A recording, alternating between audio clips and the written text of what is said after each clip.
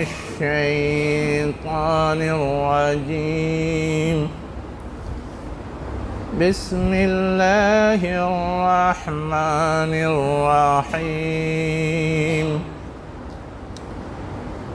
لا يكلف الله نفسا إلا وسعها لها ما كسبت وعليها ما اكتسبت.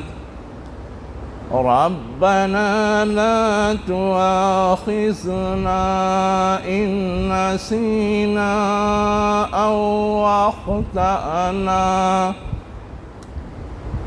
ربنا ولا تحمل علينا إصرا كما حملته على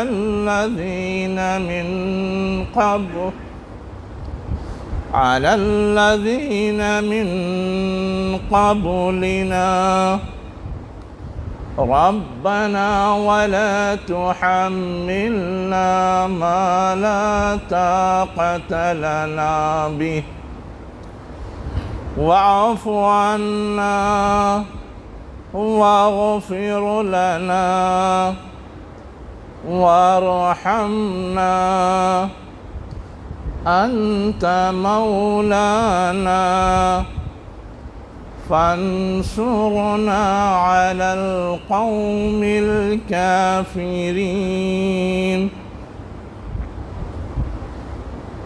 شروع اللہ کے نام سے جو انتہائی مہربان ہمیشہ رحم فرمانے والا ہے۔ اللہ نے کسی جان کو ذمہ دار نہیں بنایا مگر اتنا جتنی اس کے پاس طاقت ہے۔ ہر جان کے لیے وہی کچھ ہے جو وہ کمائے اور اس کے اوپر بوجھ بھی اسی کا ہے جو وہ حاصل کرے۔ اے ہمارے رب، تو ہمارا مواخذہ نہ کر اگر ہم بھول جائیں یا ہم سے خطا ہو جائے۔ اے ہمارے رب، ہم پر تو ایسا بوجھ نہ ڈال جیسا تو نے ان لوگوں پہ ڈالا تھا جو ہم سے پہلے تھے۔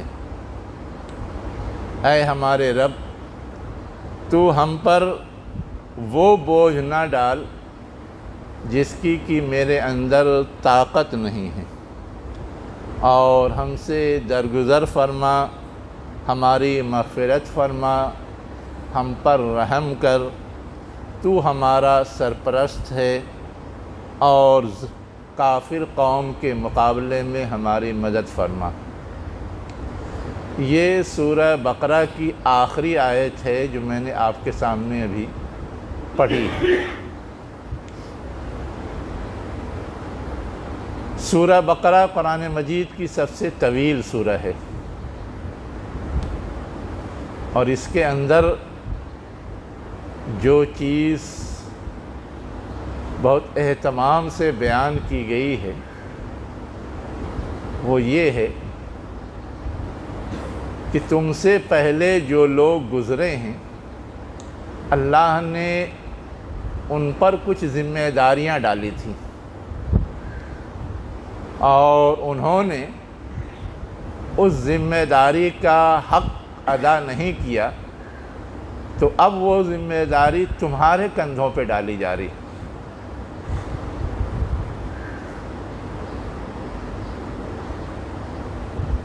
قرآن جب نازل ہوا اس وقت دنیا کی امامت اور پیشوائی کا دعویٰ رکھنے والی قوم کون تھی؟ بنی اسرائیل۔ زیادہ تر انبیاء انہی کے درمیان آئے تھے اور ان کے اوپر یہ ذمہ داری تھی کہ وہ دنیا کی امامت اور پیشوائی کا فریضہ انجام دیں، لیکن ان کے پورے تاریخی ریکارڈ سے یہ بات سمجھ میں آتی ہے کہ انہوں نے اس کا حق ادا نہیں کیا۔ تو نبی کریم صلی اللہ علیہ وسلم کی آمد کے بعد وہ ذمہ داری ان سے لی گئی اور بنو اسماعیل پہ یہ ڈال دی گئی۔ اس کا اشارہ یہاں ہے اس سورہ کے اندر، اور وہ ساری تفصیل بھی ہے۔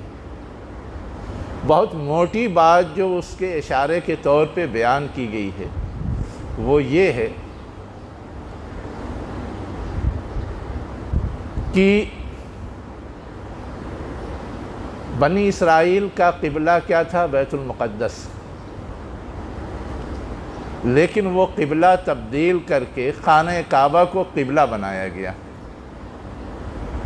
گویا اس مرکز کو ختم کر کے اب اس مرکز کو مرکزیت عطا کی گئی، جس پہ کافی وہ ناراض بھی ہوئے۔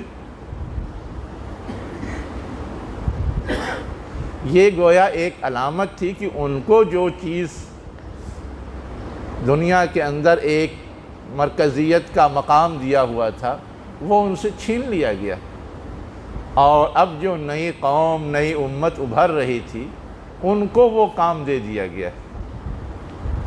اور اس سے زیادہ جو اہم بات ہے وہ یہ ہے کہ جب انسانیت بگڑتی تھی تو نبی آ جاتا تھا، پتہ نہیں کتنے نبی آئے، لیکن نبی کریم صلی اللہ علیہ وسلم آخری نبی تھے۔ آپ کے بعد کوئی نبی آنے والا نہیں تھا۔ اب نبی کا جو کام تھا وہ کام بھی اس امت کے کندھے پر آ گیا کہ آئندہ اگر لوگ بگڑیں گے، غلط راہ پہ جائیں گے تو ان کو سدھارنے کا کام، ان کو راہ راست پہ لانے کا کام بھی اسی امت کو انجام دینا ہے۔ یہ بھی ایک بڑی ذمہ داری تھی۔ تو ان ذمہ داریوں کے آنے کے بعد یہ احساس ابھر سکتا تھا کہ اتنا بڑا کام ہمارے کندھوں پہ ڈال دیا گیا ہے، اتنی بڑی ذمہ داری ہمارے اوپر لاد دی گئی ہے، ہم بھلا اس کو کیسے کر سکیں گے؟ اسی تناظر میں سب سے اخیر میں یہ سمجھایا جا رہا ہے کہ عام انسان ہونے کے ناطے بھی جو چیزیں اللہ تعالیٰ نے انسانوں پر لازم قرار دی ہیں، اللہ کی بندگی، نماز، روزہ، حج، زکوٰۃ، ہر اچھائی کو اپنانا، ہر برائی سے رکنا، نہ صرف اپنانا بلکہ لوگوں کو بھی سمجھانا کہ بھلائی کو اختیار کرو، نہ صرف رکنا بلکہ لوگوں کو بھی روکنا کہ تم برائی چھوڑو، اور اگر اس کے باوجود کوئی شرکشی پہ آمادہ ہے تو اس کے خلاف جہاد کرنا، اس کے خلاف محاذ آرائی کرنا، اس کو دبانے اور اس کو اس سے باز رکھنے کی کوشش کرنا، یہ آسان کام نہیں تھا۔ لیکن اللہ تعالیٰ یہ کہہ رہا ہے کہ یہ سارے کام جو تمہارے اوپر لازم قرار دیے گئے ہیں یہ سب تمہاری صلاحیت کے اندر ہیں، ان سب کو انجام دینے کی قوت اور صلاحیت اللہ تعالیٰ نے ہر انسان کے اندر رکھی ہے، صلاحیت سے زیادہ بوجھ نہیں ڈالا ہے۔ کبھی اگر ایسا لگے کہ صلاحیت کم ہے تو اللہ تعالیٰ نے وہاں رخصت دے دی ہے۔ ہم کو نماز پڑھنی ہے، نماز میں قرأت فرض ہے، لیکن کوئی گونگا ہے اس سے بھی قرأت کروائی جائے گی۔ نماز جماعت کے ساتھ پڑھنا ضروری ہے، لیکن کوئی اگر بیمار ہے اس کو رعایت ہے یا نہیں، کوئی اگر سفر میں ہے اس کو رعایت ہے یا نہیں۔ روزہ رکھنا فرض ہے، لیکن اگر کوئی مسافر ہے اس کو رعایت ہے یا نہیں۔ تو اس طرح سے جتنی بھی ہدایات ہیں، جتنی بھی تعلیمات ہیں، اس میں اللہ تعالیٰ نے جہاں انسان کو معذوری لاحق ہو جاتی ہے، عذر ہے، وہاں اللہ تعالیٰ نے یوں ہی رخصت دے دی۔ اس کے بعد یہ کہنا کہ وہ اس کی صلاحیت سے باہر ہے، یہ چیز تسلیم نہیں کی جا سکتی۔ اب نماز کے لیے ہم کو کہا تو گیا کہ وضو کرنا ہے، لیکن اگر پانی میسر نہیں ہے تو اس کا راستہ دیا گیا ہے، تیمم کر لو، تو اصولی طور پر جو چیز مطلوب ہے پہلے اس کا حکم دیا گیا، اور اگر کوئی مجبوری اور رکاوٹ آتی ہے اس مجبوری اور رکاوٹ میں رعایت دی گئی، لیکن اس کا یہ مطلب نہیں ہے کہ بالکل چھوٹ دے دی گئی کہ کرنا ہی نہیں ہے۔ یہ بھی تو ہو سکتا تھا پانی نہیں ہے تو نماز ہی معاف ہو جاتی، لیکن نماز معاف تو نہیں ہوتی۔ جنگی حالات ہیں، مشکل حالات ہیں تو نماز معاف ہو جاتی، لیکن معاف نہیں ہے۔ جتنا کر سکتے ہیں اتنا کرنا ہے، جتنا کر سکتے ہیں۔ ہم اور آپ جانتے ہیں جنگ سب سے مشکل کام ہے، لیکن وہاں بھی نماز معاف نہیں کی گئی، نماز ہلکی کی گئی ہے، نماز کم کی گئی ہے، لیکن یہ نہیں کہ نماز نہیں پڑھنا ہے، چھوٹ ہے۔ کسی وجہ سے اگر وقت پر نہ ادا ہو سکے تو جیسے ہی موقع ملے ویسے کرنا ہے۔ غزوہ احزاب کے موقع سے وقت پر ادائیگی کا موقع نہیں ملا نبی کریم صلی اللہ علیہ وسلم کو، لیکن جیسے ہی آپ تھوڑے سے فارغ ہوئے فوراً چھوٹی ہوئی نماز ادا کی تھی۔ ہم کو اور آپ کو بھی یہ ہے، کبھی ہم سوئے رہ جائیں، نہیں جگ سکے، ہماری فطری کمزوری ہے سونا، ہماری فطری کمزوری ہے بھول جانا۔ اب اس فطری کمزوری میں اگر ہم سے کوئی چیز چھوٹ جاتی ہے، وہاں بھی اللہ نے رعایت دی ہے۔ روزہ رکھنے کا حکم تو ہے، لیکن بھول کر کے اگر کھا لیں تو کیا روزہ ہوتا نہیں؟ پہلے ہی سے اللہ تعالیٰ نے ڈکلیئر کر دیا ہے، بھول چک معاف ہے، یہ اللہ کی طرف سے تمہارے لیے ایک کرم ہے، ایک نوازش ہے۔ ایسا نہیں کہ اب اس سے تمہارا روزہ القت ہو جائے گا، ضائع ہو جائے گا، برباد ہو جائے گا۔ تو یہ کہا گیا لا یکلف اللہ نفسا الا وسعہا، اللہ نے کسی انسان کو اس کی صلاحیت سے زیادہ بوجھ نہیں ڈالا ہے، ذمہ داری نہیں ڈالی۔ ویسے ہی پچھلی امت کو پیشوائی کا منصب دیا گیا تھا، یہ امت بھی وہ کام کر سکتی ہے۔ پہلے انبیاء کرام یہ کام کرتے تھے، آج یہ امت یہ کام کر سکتی ہے، اس لیے اس پر یہ بوجھ ڈالا گیا ہے۔ آگے کیا کہا گیا کہ اب اگر یہ چیز انسان کی قدرت کے اندر ہے، صلاحیت کے اندر ہے، اس کی پہنچ کے اندر ہے، تو اسے یہ کام کرنا چاہیے۔ اگر کرے گا اس کا بہترین بدلہ ملے گا، لہا ما کسبت، اور اگر نہیں کرے گا اس کے باوجود اس کے خلاف کرے گا تو اس پر مواخذہ ہوگا، پھر وہ قابل گرفت ہے۔ جب کوئی عذر نہیں ہے، کوئی معذوری نہیں ہے، کوئی رکاوٹ نہیں ہے، اس کے بعد پھر تو اسے اس چیز کو انجام دینا چاہیے۔ صرف سہولت پسندی کے لیے، پھر صرف آرام کے لیے، صرف خوف سے، صرف خطرے کے ڈر سے راہ فرار اختیار کریں، اس کی گنجائش نہیں ہے۔ آگے ایک چیز اور سمجھائی گئی کہ یقیناً انسان کی بعض کمزوریاں ہیں، ان کمزوریوں کی وجہ سے بعض چیزوں کا ظہور ہو سکتا ہے، بعض چیزیں وقت پر انجام نہیں دی جا سکتی ہیں، لیکن اس کا یہ مطلب نہیں ہے کہ اب ہم اس کے بارے میں بالکل فکر ہی چھوڑ دیں، اس کے بارے میں ہم کچھ سوچیں ہی نہ، اس لیے کہ جو چیز غلط ہے اس کا نقصان تو ہو کے رہتا ہے۔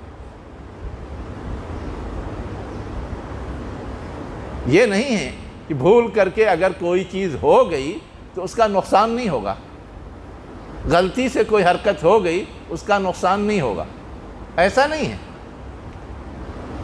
تو کہا گیا کہ تم ایسی حرکتوں پر یا ایسی چیزوں پر اللہ سے دعا کرو کہ اللہ تعالیٰ ایسی چیزوں پر مواخذہ نہ کرے، ایسی چیزوں پہ گرفت نہ کرے۔ ربنا لا تؤاخذنا، ہمارا مواخذہ نہ کر۔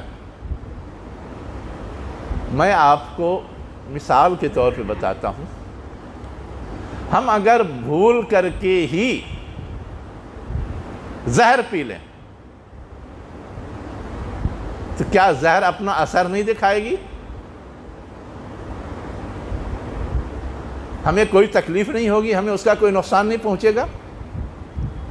ویسے ہی بھول کر کے اگر ہم کوئی غلط حرکت کرتے،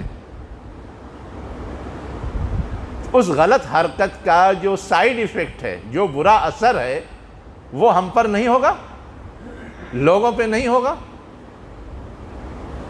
ہم غلطی ہی سے کسی کو قتل کر دیں تو وہ قتل نہیں ہوگا کیا؟ اس کی جان نہیں جائے گی، اس کو کوئی نقصان نہیں ہوگا؟ ہوگا، اس سے انکار نہیں کیا جا سکتا۔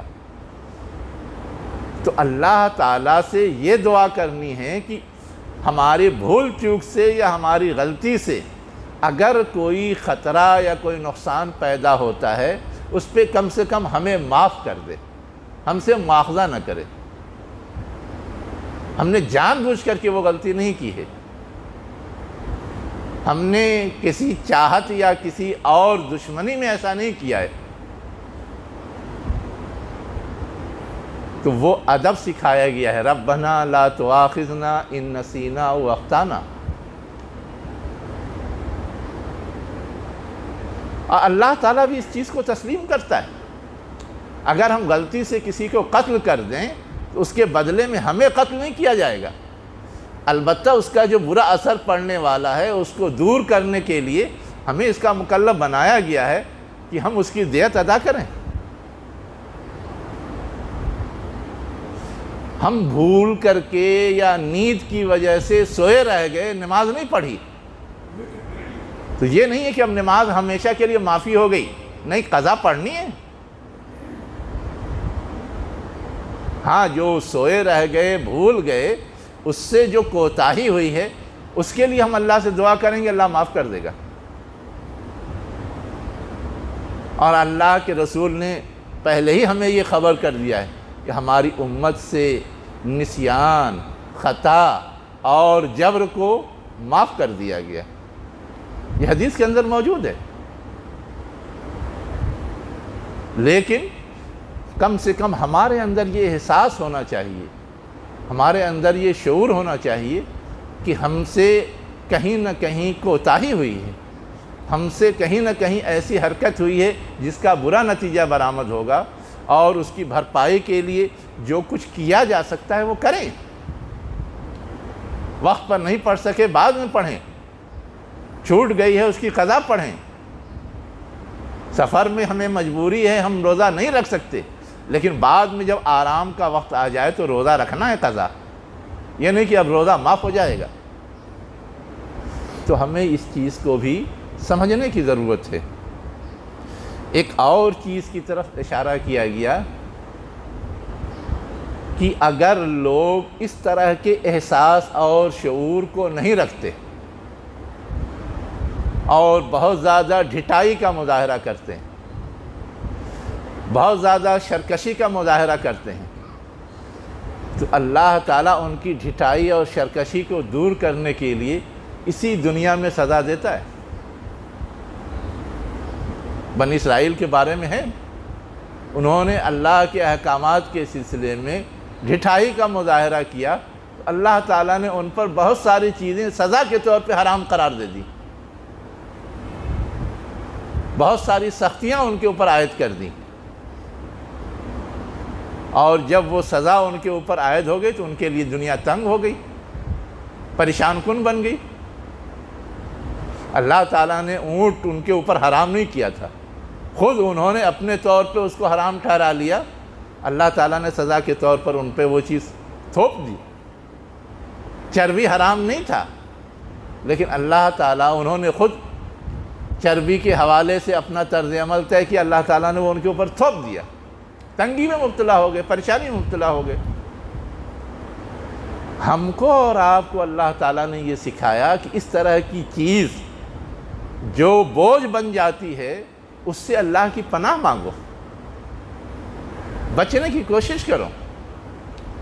اور اللہ تعالیٰ نے اس طرح کی تنگیاں جو بنی اسرائیل پر تھیں اس سے ہمیں اور آپ کو رخصت دی ہے، ہمیں اور آپ کو رخصت دی ہے۔ وہ قربانی کا گوشت استعمال نہیں کر سکتے تھے، ہمیں رخصت ہے کہ ہم استعمال کرتے ہیں۔ ان کے ہاں یہ لازم تھا کہ نماز وہ اپنی عبادت خانوں ہی میں ادا کر سکتے تھے، ہمیں یہ رعایت ہے کہ ہم زمین میں کہیں بھی ادا کر سکتے ہیں۔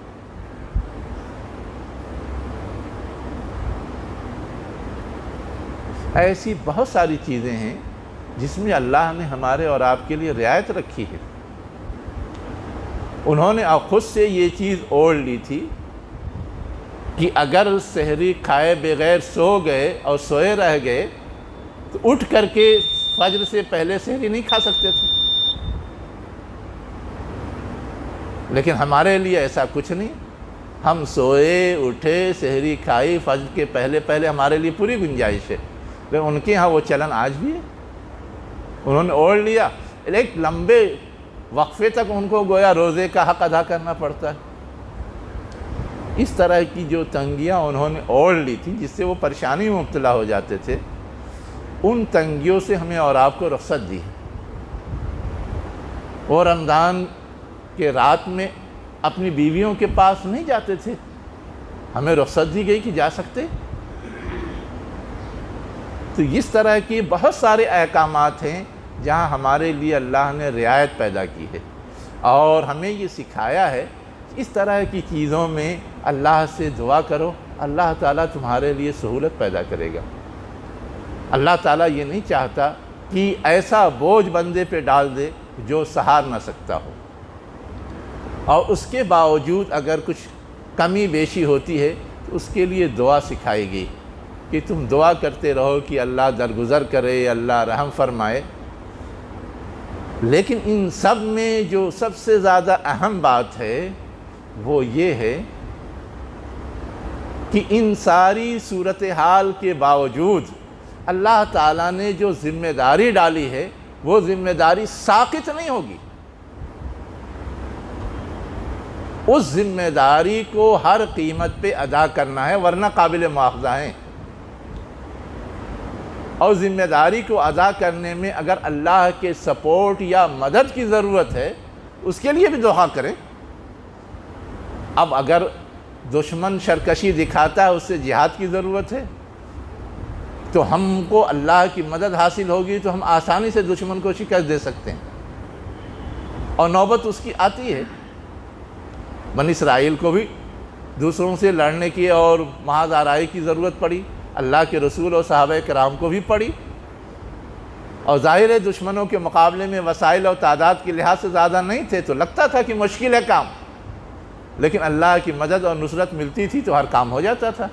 اسی لیے سکھایا گیا فَانْصُرْنَا عَلَى الْقَوْمِ الْكَافِرِينَ، کہ ہم دعا کریں کہ اے اللہ کافروں کے مقابلے میں ہماری مدد کر، تاکہ تو نے دنیا کی امامت اور پیشوائی کا جو بوجھ ہمارے کندھوں پہ ڈالا ہے اس کا ہم حق ادا کر سکیں، اس کام کو ہم انجام دے سکیں، اس میں ہمارے لیے کوئی رکاوٹ نہ رہے، اس میں ہمارے لیے کوئی پریشانی نہ رہے۔ یہ مختصراً اس آیت کا مفہوم ہے۔ میں نے یہ بات آج کی مجلس میں کیوں آپ کے سامنے رکھا ہے، تھوڑا سا یہ بھی سمجھ لیں۔ جب حالات خراب ہوتے ہیں تو اللہ کے احکامات پہ عمل درآمد کرنا مشکل لگتا ہے، جیسے آج کل ہیں، دنیا میں بھی حالات خراب ہیں، ہمارے ملک میں بھی حالات خراب ہیں، تو لگتا ہے کہ شریعت پر، دین پر عمل درآمد مشکل کام ہے، اور اس مشکل کی وجہ سے ہم یہ سوچنے لگتے ہیں کہ یہ مشکل کام ہم کیسے کر سکتے ہیں،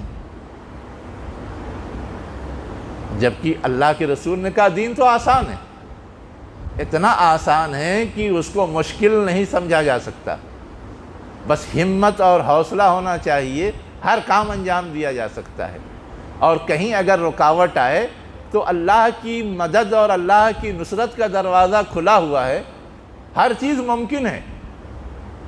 یہ اگر احساس ہو، یہ شعور ہو، تو ہم کبھی تنگ دل نہ ہوں، ہم کبھی خوف نہ محسوس کریں، ہم کبھی اپنے آپ کے حوالے سے اس احساس سے کہتری میں مبتلا نہ ہو کہ یہ کام نہیں ہو سکتا، اس لیے ہم کو اس سے اپنے آپ کو دور رکھنا چاہیے، یہ چیز مشکل ہے، یہ چیز ناممکن ہے، یہ چیز آج کے حالات میں کی ہی نہیں جا سکتی۔ ہم پر اور آپ پر اتنے سنگین حالات نہیں ہیں جتنے انبیاء کرام کے اوپر آتے تھے، اس لیے ہمیں اور آپ کے لیے یہ گنجائش نہیں ہے کہ حالات کا رونا رو کر کے ہم شریعت پر عمل سے بھاگیں، ہم دین سے عمل پر دور ہوں، ہم دین پر عمل کرنے سے کترائیں اور یہ عذر پیش کریں کہ آج کے حالات میں یہ ممکن نہیں، آج یہ کام مشکل ہے۔ اللہ تعالیٰ نے ہر مشکل کے حوالے سے ایک سیکنڈ گائیڈ لائن اور رہنمائی دی ہے، اور ساتھ ساتھ یہ بھی کہا ہے کہ تم کو اگر پریشانیاں اور رکاوٹیں ہیں مجھ سے رجوع کرو، میں تمہارے لیے راستے کھول دوں گا، میں تمہارے لیے مواقع پیدا کر دوں گا۔ تو اگر اللہ کی طرف سے یہ گارنٹی ہے جس کا مظاہرہ کہ ہمیشہ انسانی تاریخ میں انبیاء اور صلحاء کے ساتھ ہوتا رہا ہے، تو پھر ہمیں اتنا زیادہ چیبہ جبی ہونے یا پریشان ہونے کی ضرورت نہیں ہے۔ تو اس چیز اور اس شعور کے ساتھ اگر ہم جئیں گے اور کچھ کریں گے تو ہم بھی سرخرو ہوں گے جیسے انبیاء سرخرو ہوتے تھے۔ اللہ مجھے بھی اس فکر کا حامل بنا دے اور ہمارے اس خوف کی نفسیات کو، ہمارے اس غلط راہ پہ یا وسوسے کے سوچ کو زائل کر دے، تاکہ ہم راہ راست پر جم بھی سکیں اور اس کے مطابق اپنی زندگی ٹھیک انداز سے گزار بھی سکیں۔ اقول قولی ھذا واستغفر اللہ لی ولکم اجمعین برحمتک یا ارحم الراحمین۔